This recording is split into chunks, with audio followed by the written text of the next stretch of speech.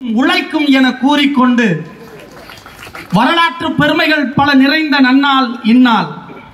எங்கள் மாவீரன் எங்கள் இதயத்தில் எல்லாம் நிறைந்திருக்கிற தமிழ் தேசிய இனத்தினுடைய லட்சிய புருஷன் பெருமாவீரன் பிரபாகரன் எங்களுக்காக சுதுமலையிலே பிரகடனத்தை வெளியிட்ட வரலாற்று பெருமைக்குரிய இந்நன்னாளில் தமிழர் நிலத்தில் தமிழ் தேசிய இனத்தின் மக்கள் எங்கள் உயிர் தலைவன் சீமான் தலைமையில் கூடி நின்று வள்ளுவர் கோட்டத்திலே நாங்கள் ஒரு போர் பிரகடனத்தை முன்வைக்கிறோம்.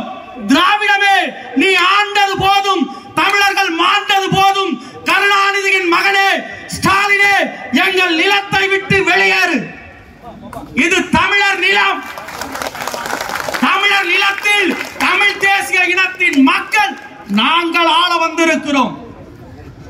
பன்னெடுங்காலமாக தமிழ் தேசிய இனத்தின் உரிமைகளை பறித்துக் கொண்டு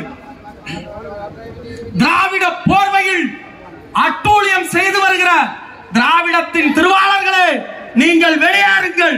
இது எங்கள் நிலம். எங்கள் நிலத்தை தமிழ் தேசிய இனத்தின் மக்கள் ஆழ்வார்கள். அந்த தமிழ் தேசிய மக்களில் தமிழ் தேசிய இனத்திற்காக தன் உயிரை துச்சமென மதித்து 13 ஆண்டு காலம் தமிழர் நிலத்தில் தனித்து நின்று களமாடிக்கொண்டு தமிழ் தேசிய இனத்திற்கு தனித்தவரும் அரசியல் ஆற்றலை உருவாக்கி இருக்கிற வரலாற்று பெருந்தலைவன் என் உயிர் தலைவன் அண்ணன் சீமான் இந்த நிலத்தை ஆள வேண்டும். அந்த காலத்தை நாம் உயிரை கொடுத்தேனும் உருவாக்கணும். ஏன்? இந்த நிலத்தில் தான் கருப்பர் நகரமாக இருக்கிற சென்னை மாநகரத்திலே தமிழ் தேசிய இனத்தின் மகன் அண்ணன் ஆம்ஸ்ட்ராங் பச்சை படுகொலை செய்யப்படுகிறார். எந்த துணிச்சல்ல கொலை செய்கிறார்? எந்த துணிச்சல்? கருணாநிதியின் மகன் ஆட்சி அதிகாரத்தில் இருக்கிறார் என்பதால் தான் அவருடைய வீட்டு வாசலிலே சென்று பட்ட பகலிலே வெட்டி கொள்றான்.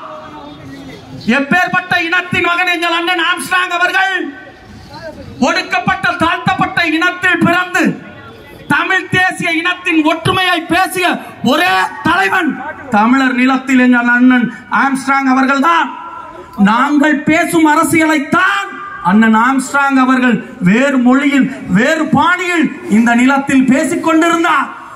அந்த வரலாற்று தலைவனை வெட்டி கொள்றான். கேட்க நாதி இல்லை, கேட்க நாதி இல்லை. கேட்டா இரும்பு கரம் கொண்டு அடக்கும் அரசு இதுங்கிறான். அப்பேற்பட்ட அரசா இது? கருணாநிதியின் மகன் அரசு இரும்பு கரம் கொண்டு அடக்குகிற அரசா இது? கேவலமான அரசு இது. பச்சை பிள்ளைகளுக்கு பாதுகாப்பு இல்லை, ஏழை பெண்களுக்கு பாதுகாப்பு இல்லை, தமிழ் தேசிய இனத்தில் இருக்கிற தமிழ் தேசிய தலைவர்களுக்கு பாதுகாப்பு இல்லை, இந்த மண்ணின் அரசியல் கட்சி தலைவர்களுக்கு பாதுகாப்பு இல்லை என்றால் நீங்கள் யாருக்கான அரசை நிறுவுகிறீர்கள்? இது யாருக்கான அரசு? இந்த மக்களுக்கு நல்லாட்சி தர வக்கற்ற நீங்கள் அதிகாரத்தை விட்டு வெளியேறுங்கள். தமிழ் தேசிய இனத்தின் மக்கள் நாங்கள் இந்த நிலத்தை ஆள்கிறோம். அப்படி அண்ணன் சீமான் ஆட்சி அதிகாரத்தில் இருந்தால் எப்படி இருக்கும் இந்த நிலம்?